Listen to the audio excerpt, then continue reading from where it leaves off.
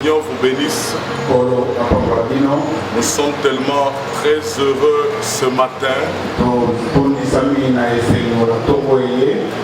transmettre ce glorieux message. La parole de la vérité. Chez vous, que le Seigneur Jésus-Christ vous bénisse. Qu'il vous fortifie ce matin pour que vous recevez ce glorieux message à partir de vos maisons, à partir de vos chambres. Là où vous êtes, je crois que vous devez être aussi dans l'attitude de la prière. J'en profite pour remercier aussi Dieu, parce que ce qui nous arrive aujourd'hui dans le monde a déjà été. Il n'y a rien de nouveau sur la terre. Le Seigneur fait que remettre ce qui avait été. Il le remettent pour aujourd'hui. Ma prière en est que partout il y a de croyants, partout où il y a de frères et de sœurs, qu'ils soient tous bénis dans le nom du Seigneur Jésus-Christ. Je vous invite à lire avec moi cette écriture dans Exode chapitre 12.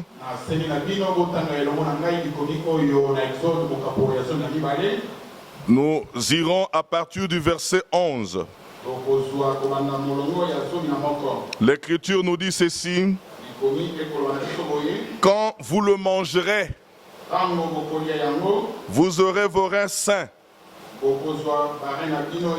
vos souliers aux pieds et votre bâton à la main. Et vous le mangerez à la hâte. C'est la Pâque de l'Éternel.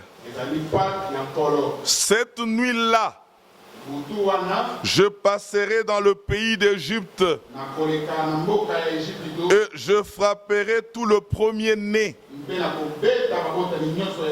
du pays d'Égypte, depuis les hommes jusqu'aux animaux. Et j'exercerai de jugement contre tout le Dieu de l'Égypte. Je suis l'Éternel. Le sang vous servira de signe sur la maison où vous serez. Je verrai le sang et je passerai par-dessus vous. Et il n'y aura point de plaie qui vous détruit.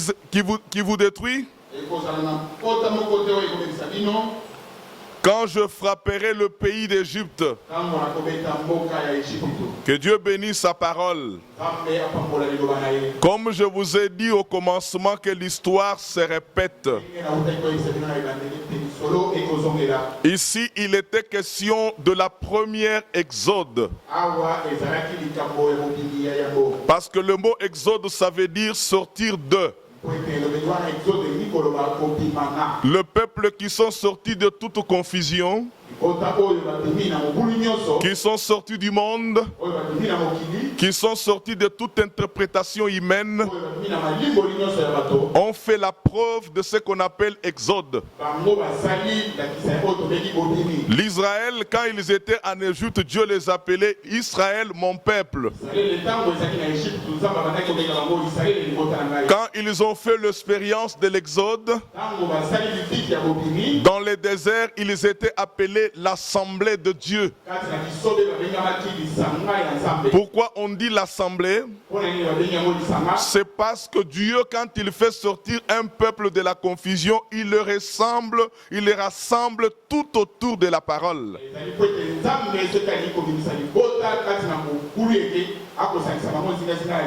Et aujourd'hui, nous vivons ce qu'on appelle le rassemblement des enfants de Dieu. Parce qu'il y a eu un glorieux message qui renferme le promesse pour ce temps. Le Seigneur nous a tirés de la confusion pour nous rassembler tout autour de sa parole. Nous sommes peuple d'alliance. Comme il a dit dans les psaumes, rassemble mon peuple à qui je fais l'alliance avec eux. Il est question de vrais enfants du Seigneur.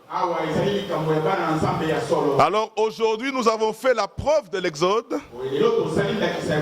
Tout comme je peux dire nous sommes dans l'Exode. Parce que nous sommes sortis du monde. Nous sommes sortis des interprétations des hommes. Et nous sommes sortis de toute dénomination. Nous sommes allés nous renfermer, nous rassembler tout autour de la parole de la vérité. Nous sommes dans l'Exode. Tout ça je faisais pour expliquer le mot Exode. Parce que dans la Bible, l'original, on appelle seulement le rassemblement des enfants de Dieu. Prendre la signification de l'assemblée de Dieu à les confier à l'Église.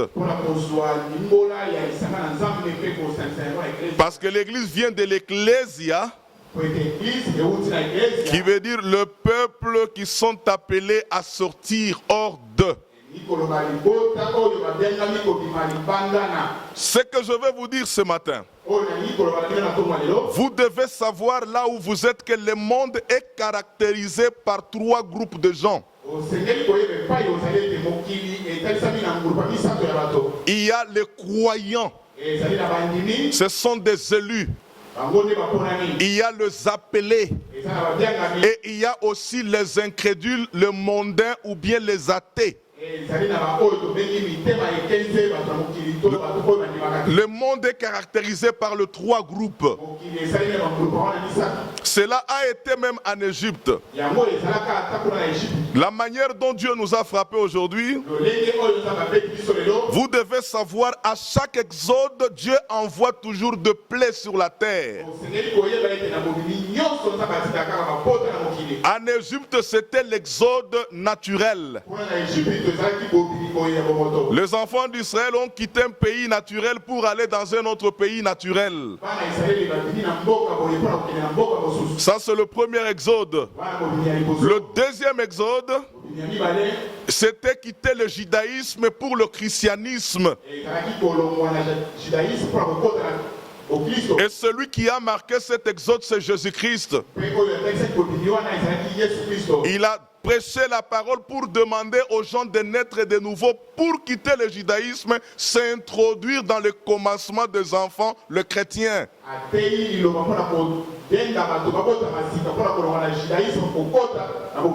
Mais aujourd'hui, c'est le 3e exode. C'est l'exode qui est spirituel. Nous quittons du baptême du Saint-Esprit pour aller dans un pays de gloire. Tout comme nous quittons de la terre pour l'enlèvement. Cela concerne seulement les élus. Ceux qui quitteront la terre pour aller dans l'enlèvement. Ça se fera bientôt. Mais pendant tout exode, comme Dieu a frappé en Égypte, même du temps de Jésus, il y a eu la mort de premier-né. On tuait des garçons par Hérode. C'était une plaie qui était sur la terre. Mais aujourd'hui encore, le Seigneur a permis qu'il y ait la pandémie sur la terre. Ce qu'on appelle le coronavirus. C'est une plaie. C'est un fléau. C'est de la grêle qui descend avec le feu pour consumer les incroyants. Comme dans l'Ancien Testament, le Seigneur a demandé aux enfants d'Israël, il dit que le jour que vous allez festoyer la Pâque, quand vous allez égorger l'animal, l'agneau, vous allez prendre le sang et l'asperger sur les linteaux de la porte. Il dit, quand je passerai pour frapper, là où je trouverai le sang appliqué, le sang me servira de signe. Je passerai outre tout en épargnant. C'est-à-dire, je vais enjamber la maison qui a appliqué le sang, tout en épargnant ceux qui se retrouvent dans cette maison-là. Mais le sang me servira de signe. Et là où il n'y aura pas le signe du sang, je frapperai. C'est dans Exode 12, le verset 13. Il dit, le sang vous servira de signe sur la maison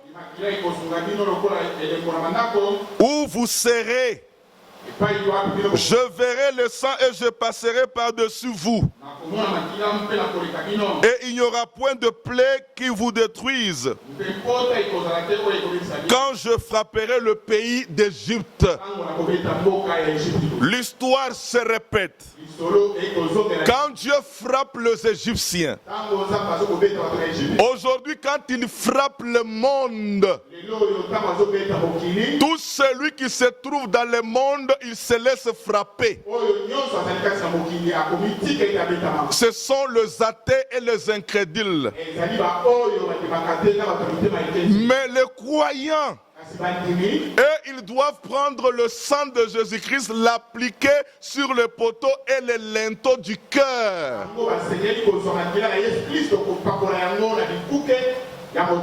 Parce que quand il verra ce signe du sang, il va épargner. Pourquoi le signe? Le signe nous indique que le prix de quelque chose a été payé. C'est-à-dire la personne à qui on trouve le sang de Jésus-Christ, on dit au diable que son prix du rachat a été payé. Il ne mérite pas d'être frappé. Il est sous la protection divine. Le sang montre que une vie a été retranchée pour lui. C'est quelle vie? Ce n'est pas la vie de l'animal, c'est la vie de Jésus-Christ.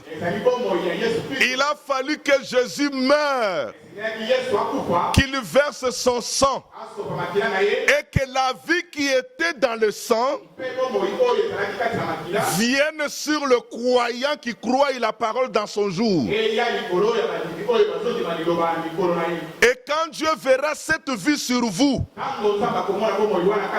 la vie de Jésus-Christ qui est sortie de son sang, appliquée sur vous, même cette vie en vous, vous serez épargné de la plaie, de la grêle qui tombe aujourd'hui. Était un signe montrant que la vie a été livrée à cet homme qui croyait la parole. Alors c'est ça le message d'aujourd'hui. La fois passée par la bouche du pasteur Benelli, il nous a parlé que le sang doit être appliqué sur les linteaux. Mais les linteaux de la porte du cœur d'un véritable croyant. Mais le sang là c'est quoi? Pour nous aujourd'hui, parce qu'il n'y a pas de laboratoire, même de magasin où on vend le sang de Jésus-Christ, je vais lire avec vous dans la prédication les signes.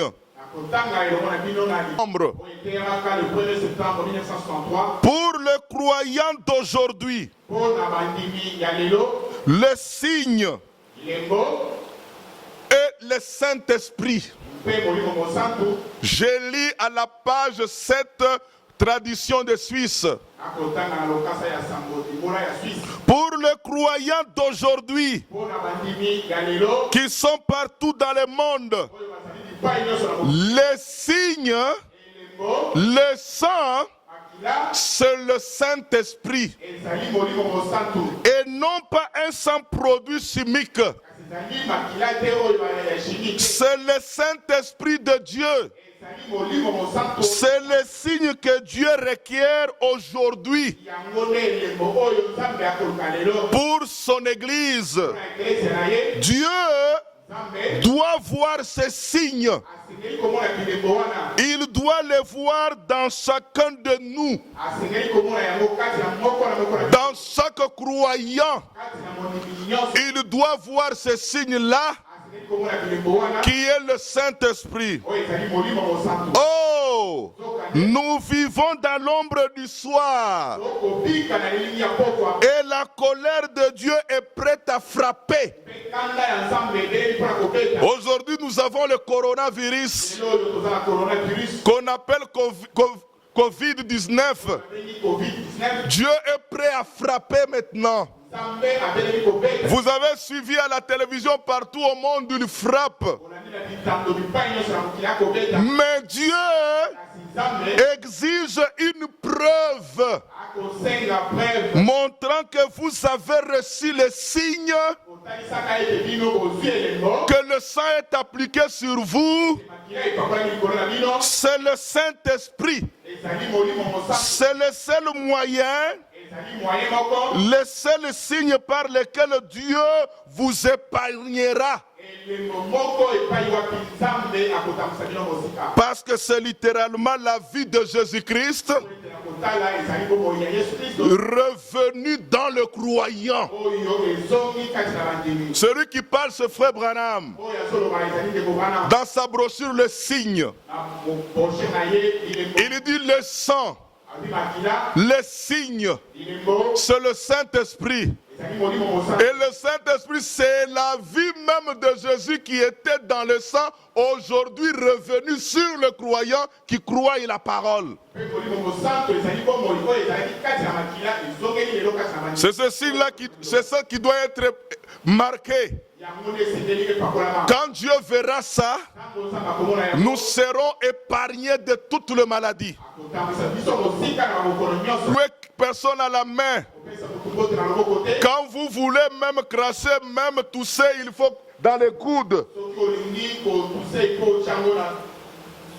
Il faut se masquer le visage. Ça c'est bien, ce sont les ordres d'hygiène. C'est bien d'appliquer ça parce que Dieu lui-même au départ il est propre. Il aime la propreté pour ses enfants. C'est ainsi que nous devons nous laver de l'eau parce que l'eau c'est l'image de la parole. Maintenant je vais vous dire une chose. Aller à l'hôpital c'est bien. Appeler un médecin c'est bien. Observer toutes les règles d'hygiène c'est bien. Mais Dieu a frayé déjà une voie pour le croyant. La voie pourvue aujourd'hui que Dieu ouvre pour que les croyants trouvent un issue pour s'échapper au coronavirus, c'est être sous le sang de Jésus-Christ, être sous le signe, être dans le Saint-Esprit. En d'autres termes, recevoir le Saint-Esprit. Maintenant, nous nous posons la question. Est-ce que pour avoir le Saint-Esprit, il faut prier? Ou bien il faut jeûner? Frère Branham a donné la réponse. Il dit lui-même dans Le Roi rejeté, au paragraphe 84, il dit c'est le Saint-Esprit qui est la parole de la vérité, qui devait nous conduire jusqu'à ce que Jésus vienne. Mais c'est comme ça que ça doit être. C'est comme ça que ça s'est passé. C'est-à-dire le Saint-Esprit, c'est la parole de la vérité. Tout celui qui reçoit la parole de la vérité, qui la croit, il a le Saint-Esprit. Je vous invite à lire Ephésiens 4.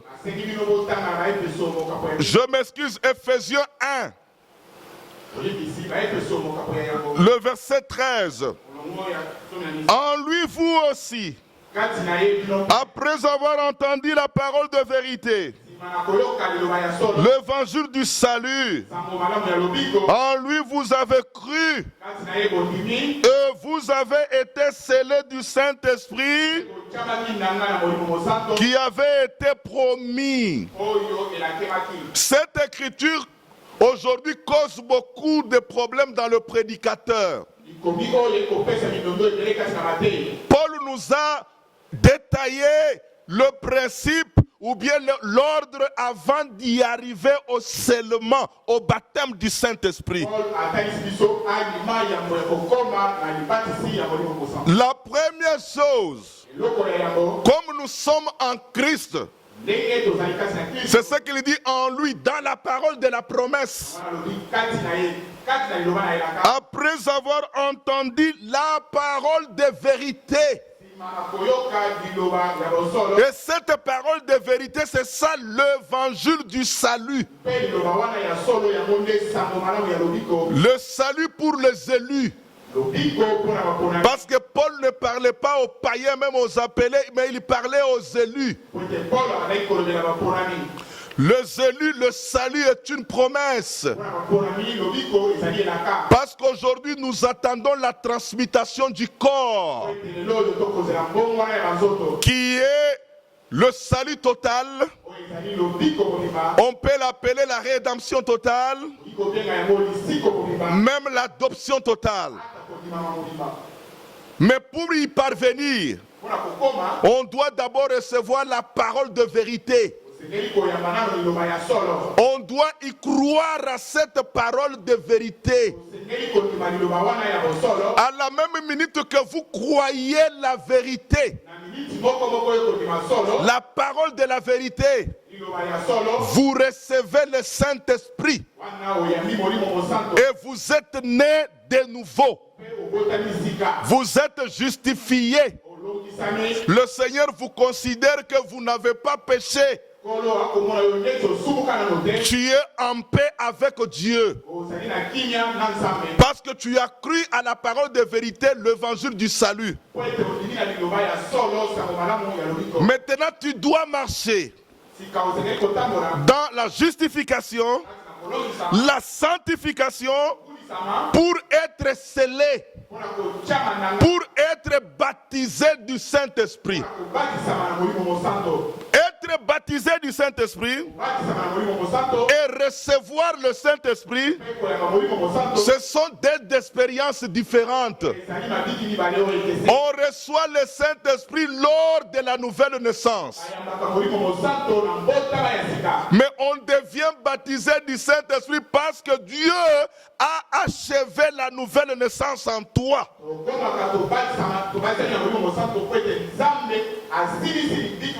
Tu n'as mis même la signature. Mais la nouvelle naissance est différente du baptême du Saint-Esprit. Mais quand on y naît de nouveau, on a le Saint-Esprit. Ça, c'est l'apanage des élus qui naissent de nouveau.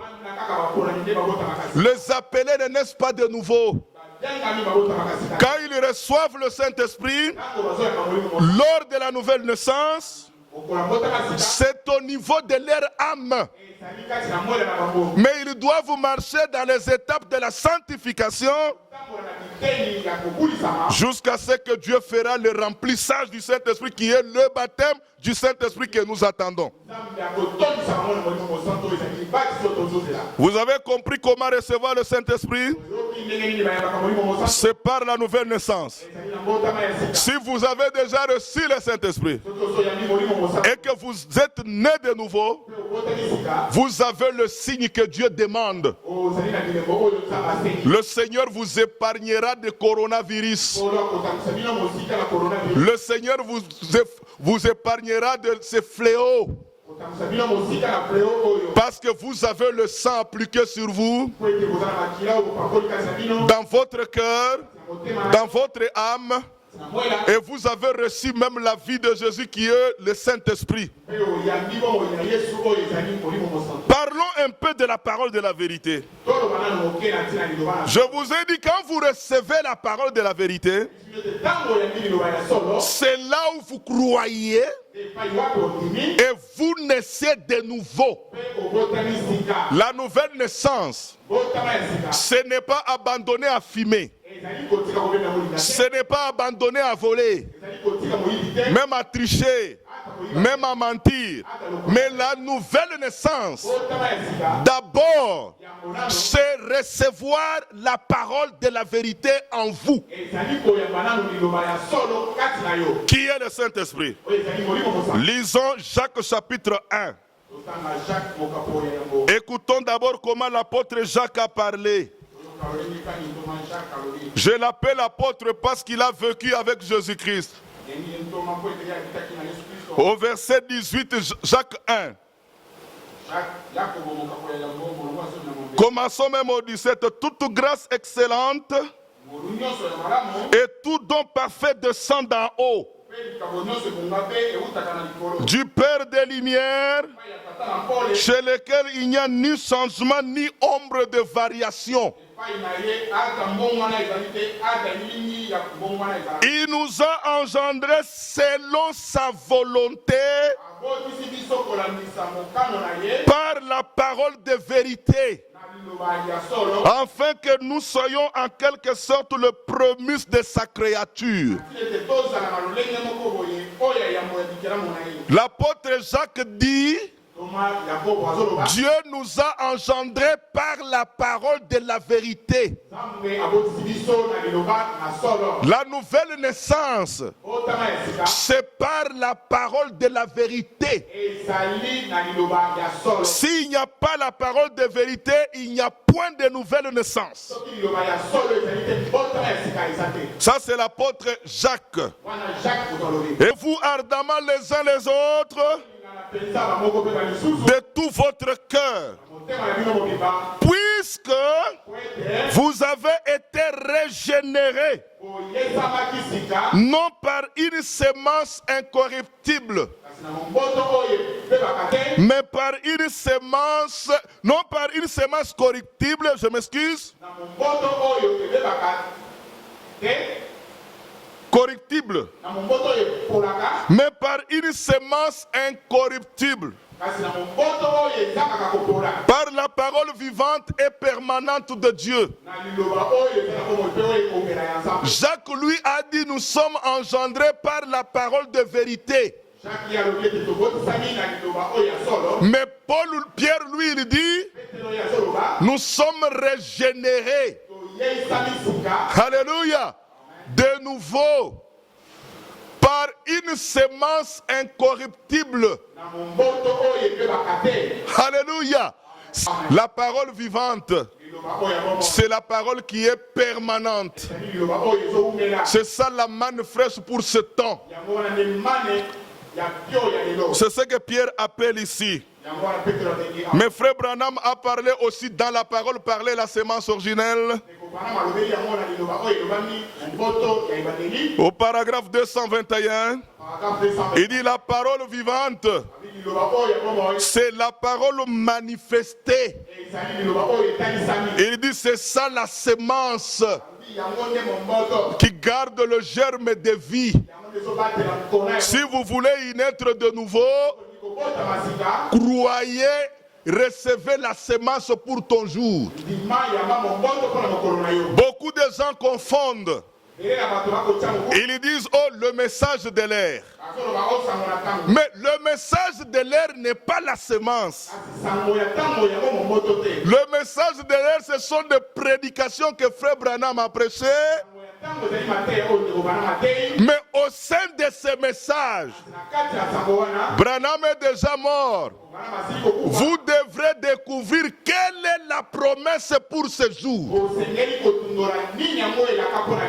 Aujourd'hui, la promesse, nous attendons la pluie de la première et de l'arrière-saison. Jacques 5, 7. Et Frère Branham a dit que ces deux pluies-là tomberont simultanément dans l'église ici au dernier jour. Et dans Acte 3, jusqu'aujourd'hui, au verset 21, Jésus-Christ est gardé au ciel jusqu'à ce que Dieu rétablisse son église. Aujourd'hui, toute la parole est dans l'église, mais nous attendons le puissant baptême du Saint-Esprit qui viendra pendant la période de la pluie de la première et de l'arrière-saison. Quoi? Tu seras béni. Si tu ne la crois pas, tu es considéré comme tout le monde ici. Écoutons aussi l'homme de Dieu, Frère Franck. Dans la lettre 30, il dit, le véritable enfant de Dieu ne peuvent naître qu'après que la pure sémence a été déposée dans le corps de l'Église. Et la pure sémence, c'est la parole de vérité. C'est la promesse de ton jour. Ça doit être donné dans le corps de l'Église. Je désire graver ceci en vous. La sémence de Christ doit venir au travers de son corps, pas au travers d'une dénomination. Mais elle doit venir au travers d'une sémence de la parole née de nouveau. La sémence de la parole née de nouveau, c'est Jésus-Christ. Aujourd'hui, la sémence née de nouveau, c'était Frère Branham quand il venait amener la parole de la vérité.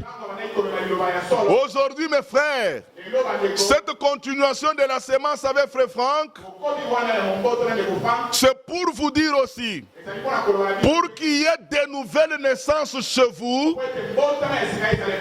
vous devez vous laisser prêcher par un homme né de nouveau, par un pasteur qui a reçu la pure parole. Pas un pasteur qui vient avec 1000 brochures, qui vient avec l'amalgame de citations de Frère Branham. Non, nous voulons un homme né de nouveau, qui a accepté la promesse dans son jour. C'est celui-là qui peut transmettre la nouvelle naissance aux croyants.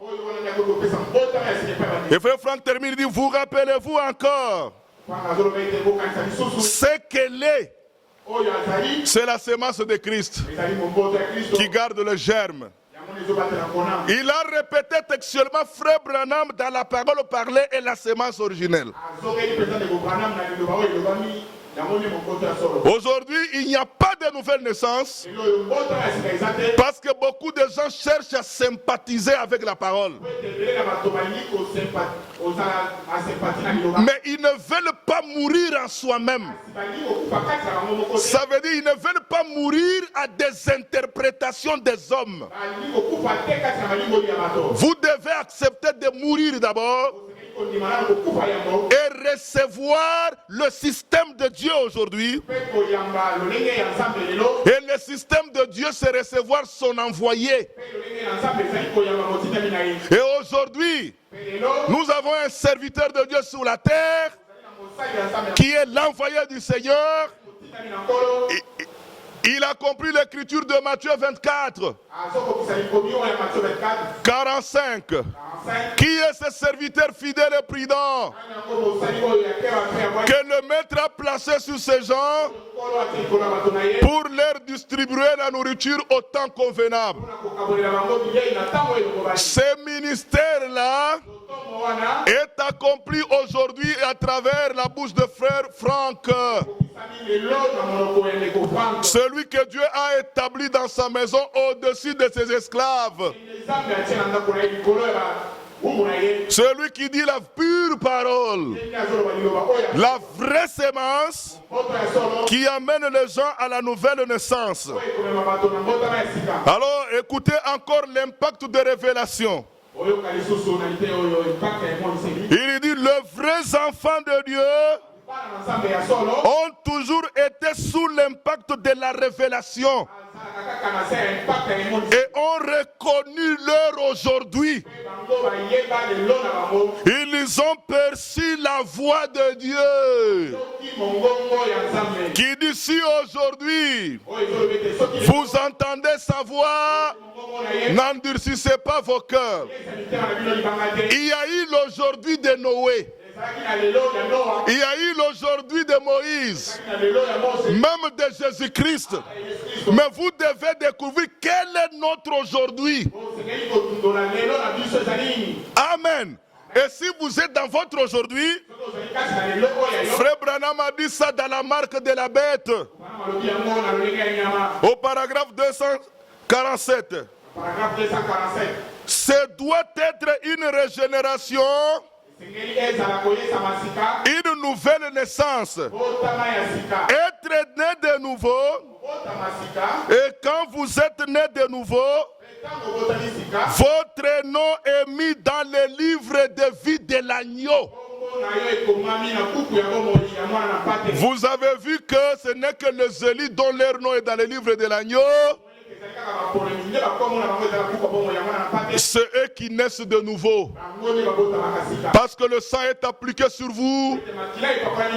Dieu regarde, il voit le signe du Saint-Esprit en vous, que vous avez reçu lors de la nouvelle naissance. C'est le moment, bien-aimé, de quitter là où vous êtes pour venir à la parole de la vérité. Cette pandémie vient pour une cause. C'est pour exterminer les mondains.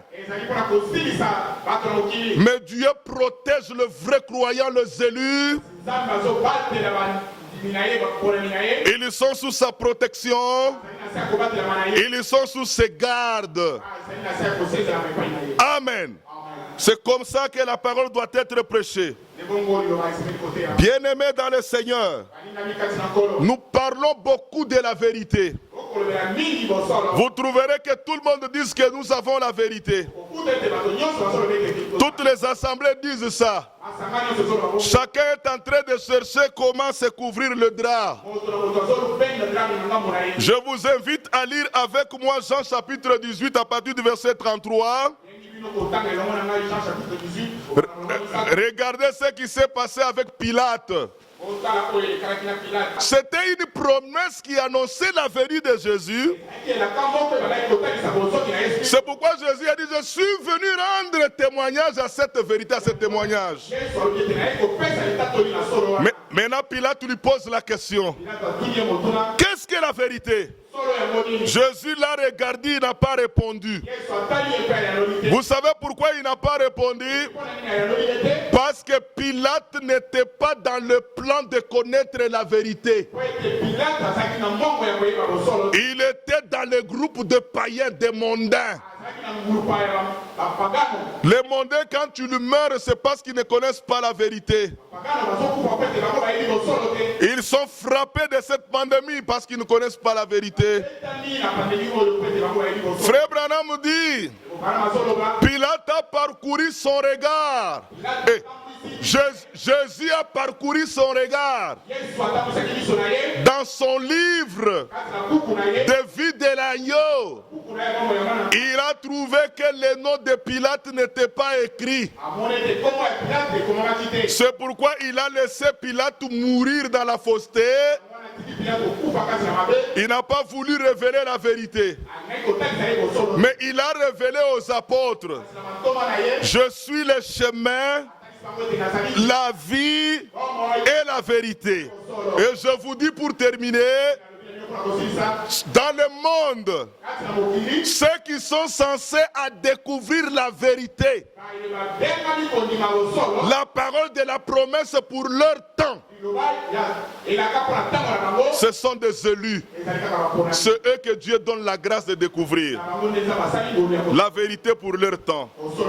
Que Dieu vous bénisse aujourd'hui dans vos maisons. Ma prière en est qu'il descende, qu'il vous garde. Dieu Tout-Puissant, Créateur du ciel et de la terre, nous remettons tous les frères de partout qui nous suivent. Que tu les bénisses tous au nom de Jésus-Christ, que tu les protèges. Même si la maladie arrive, ta maîtrisure apportera la guérison.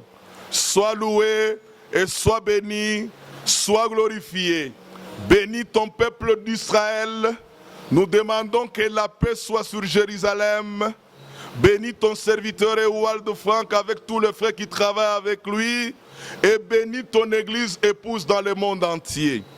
Bénis notre pays, en commençant par le président de la République, toute sa direction, le membre du gouvernement, le parlementaire, le gens de la sécurité civile, militaire et policière, tous ces gens qui nous gardent dans ce pays, que tu le bénisses. Bénis mon pays et garde ce pays. Nous prions pour que la guérison soit totale. Au nom du Seigneur Jésus-Christ, Amen.